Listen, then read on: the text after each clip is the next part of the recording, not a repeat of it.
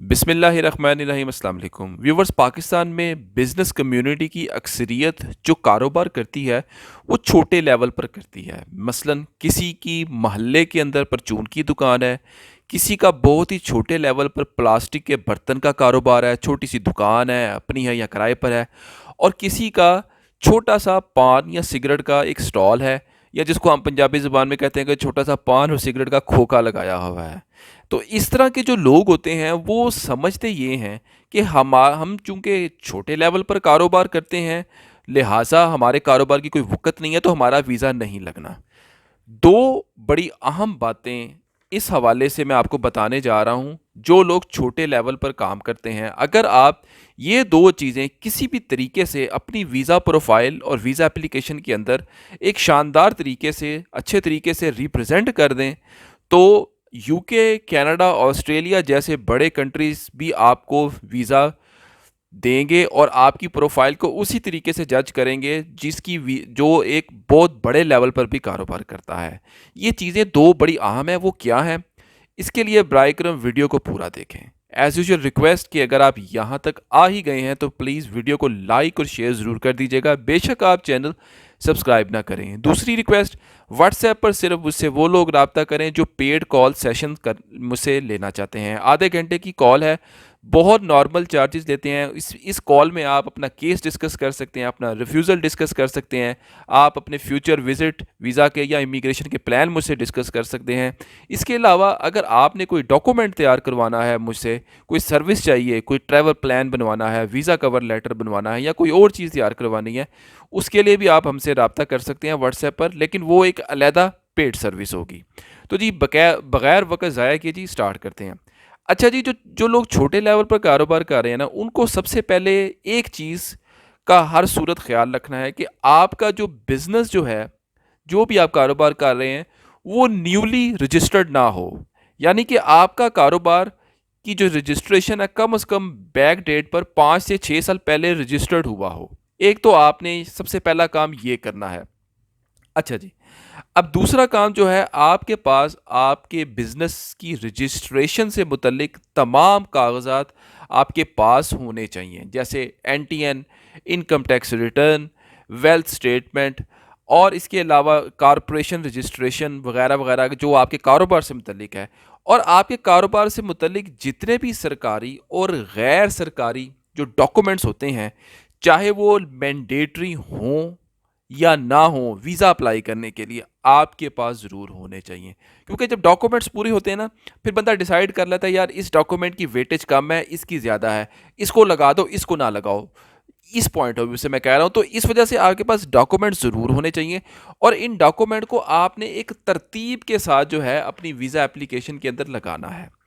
अच्छा जी, अब आपकी जो बैंक स्टेटमेंट जो है ना, उसका भी अच्छा होना बहुत ज़रूरी है, बहुत बहुत ज़रूरी है अगर आप छोटे लेवल पर कारोबार कर रहे हैं। अब बैंक स्टेटमेंट का अच्छा होने से क्या मुराद है, इसको ज़रा गौर से समझ लें, क्योंकि बाज़ लोग ये समझ रहे होते हैं कि जी हमारे पास बैंक स्टेटमेंट तो अच्छी है नहीं। वो ये समझ लें कि जी करोड़ों रुपए की ट्रांजैक्शन हो, लाखों की ट्रांजैक्शन हो, या लाखों रुपया का अकाउंट में पड़ा हो। नहीं, ऐसा नहीं है। इसमें आपने एक चीज़ का बहुत ख्याल रखना है कि आपकी जो बैंकिंग की जो ट्रांजैक्शन है, वो ये शो करें कि आप फाइनेंशियली स्टेबल हैं, कि अगर पैसे आ रहे हैं तो बैंक स्टेटमेंट में बाआसानी पता चल जाए वीज़ा ऑफिसर को कि ये पेमेंट कहाँ से आई है, किस मद में आई है, और अगर आपकी पेमेंट आउट हुई है तो पेमेंट आउट किस ज़मन में हुई है, किस पार्टी को पे हुई है, वगैरह वगैरह वीज़ा ऑफिसर को आसानी से पता चल जाना चाहिए। इस चीज़ का आपने बहुत ख्याल रखना है।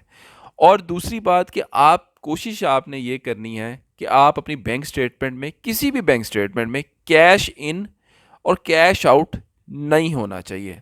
अगर कोई इमरजेंसी हो जाए तो फिर तो बंदा इक्का दुक्का कर सकता है, लेकिन उसका फ़ौरन प्रूफ निकाल के जो है अपनी फ़ाइल में रख लें। अच्छा जी, दूसरा पॉइंट पर आ जाए जी। जो दूसरा पॉइंट बड़ा अहम है, इसको आपने ध्यान से समझना है। ये ख़ास तौर पर उन लोगों के लिए, उन लोगों को भी सूट करता है जिनकी वीज़ा प्रोफाइल जो है वो बहुत लो है या छोटे लेवल पर काम कर रहे हैं। वो ये है कि अगर आप अपने इस टूरिस्टिक वीज़ा को बिज़नेस पर्पस का भी रंग दे सकते हैं, अगर आप बिजनेसमैन हैं।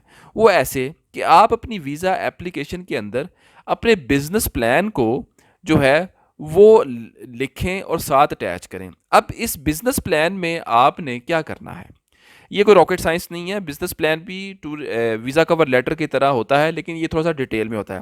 اب بزنس پلان کو بزنس پلان میں آپ ویزا آفیسر کو یہ کنونس کرنے کی کوشش کریں کہ آپ اب مستقبل میں اپنے ملک کے اندر اپنے اس بزنس کو ایکسپینڈ کرنے کا ارادہ رکھتے ہیں، تاکہ میرا بزنس نہ صرف میرے ملک کے لیے ترقی کرے بلکہ میں اپنے ملک میں روزگار مہیا کروں۔ اس طریقے سے آپ یہ چیز لکھیں۔